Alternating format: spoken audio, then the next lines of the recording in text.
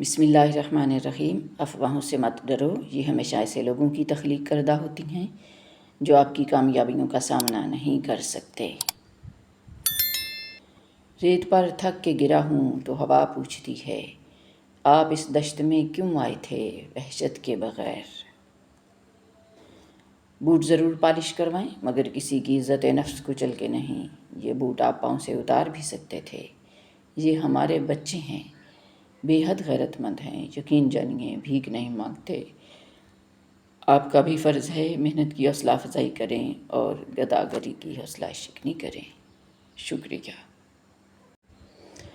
محبتوں کے اساس لہجے، حقیقتوں کے عکاس لہجے، اے بنت حوا سنبھل کے رہنا، فریب ہیں یہ مٹھاس لہجے۔ زندگی یہی ہے کہ تھک کر آنکھوں میں نیند بھرتے ہی ذمہ داریوں کی آہٹ چیخ مار کر جگانے لگتی ہے۔ ایک حد کی لکیر کھینچی ہے ہم نے بے حسوں کے سامنے، اب احساس باہر نہیں جائے گا اور درد اندر نہیں آئے گا۔ کبھی کبھی گھٹن اتنی بڑھ جاتی ہے کہ دل چاہتا ہے وہاں جا کر بسا جائے جہاں کسی انسان کا نام و نشان نہ ہو۔ دولت ایک ایسی تیتلی ہے جسے پکڑتے پکڑتے آدمی اپنوں سے دور نکل جاتا ہے۔ 3 چیزیں کبھی واپس نہیں آتی، بولے گئے الفاظ، گزرا ہوا وقت اور ٹوٹا ہوا بھروسہ۔ اس تصویر میں ایک پینسل جاذبیت کے لحاظ سے باقی سب پر فوقیت رکھنے والی ہے، بہترین تراشی ہوئی، تیز اور نوکیلی، دوسروں سے لمبی اور جاذبیت میں کمال، مگر سچ یہ ہے کہ اس نے کوئی کام نہیں کیا ہوا، نہ کوئی بات کی ہے اور نہ ہی کوئی ایک حرف لکھا ہے۔ بالکل ایسے ہی کچھ لوگ ہوتے ہیں، اپنی وضاقتہ ظاہری رکھ رکھاؤ میں شاندار، سب سے نمایاں اور سب پر حاوی۔ خیال رکھیے گا کہیں ان کا ظاہری رکھ رکھاؤ آپ کو کسی دھوکے میں نہ ڈال دے۔ اللہ تعالیٰ تمہاری صورتوں اور جسموں کو نہیں دیکھتا بلکہ تمہارے دلوں اور تمہارے اعمال کو دیکھتا ہے۔ میں دوبارہ کھل جاؤں گا اور انہیں ثابت کروں گا کہ مرجھانا محض ایک فضول کہانی ہے۔ جو لوگ دکھ کی گھڑی میں ساتھ نہ ہوں وہ سکھ کے وقت بیٹھنے کا اختیار کھو دیتے ہیں۔ اگر تم کچھ سیکھنا چاہتے ہو تو دنیا کو پڑھو، کیونکہ یہ واحد کتاب ہے جس کا کوئی اختتام نہیں ہے، اور یہ یاد رکھو کہ زندگی کے اسباب میں کچھ بھی مفت نہیں ہوتا۔ کسی کمزور کو مت دباؤ ورنہ تمہاری تباہی بھی دور نہیں۔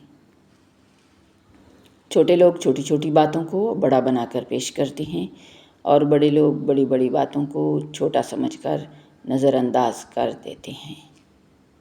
زندگی چاہے کتنی ہی دشوار کیوں نہ ہو، یہ ہمیشہ ان لوگوں کے ساتھ رہنے سے ہی خوبصورت لگتی ہے کہ جن سے ہم محبت کرتے ہیں۔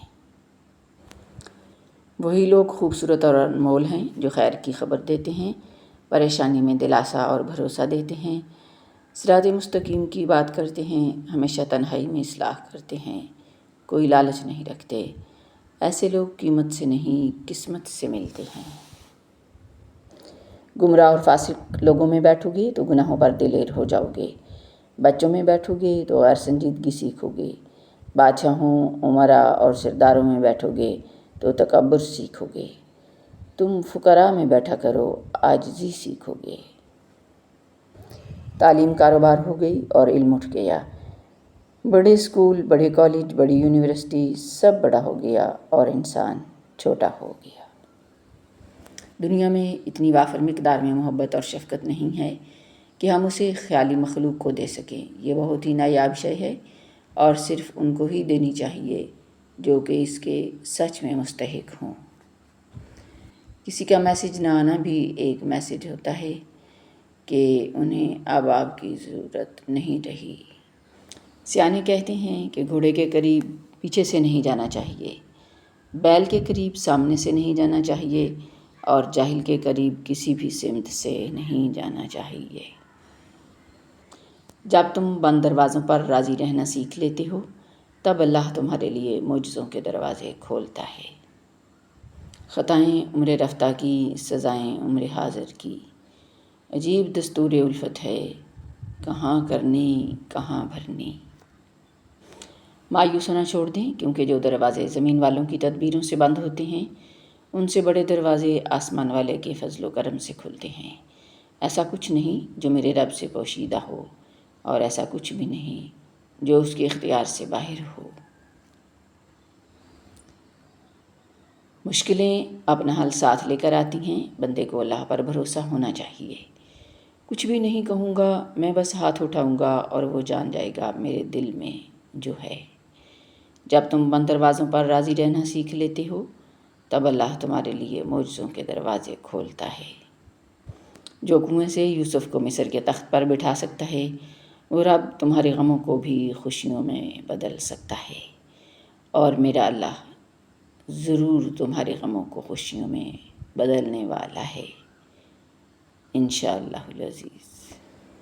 کچھ بھی نہیں کہوں گا، میں بس ہاتھ اٹھاؤں گا اور وہ جان جائے گا جو میرے دل میں ہے۔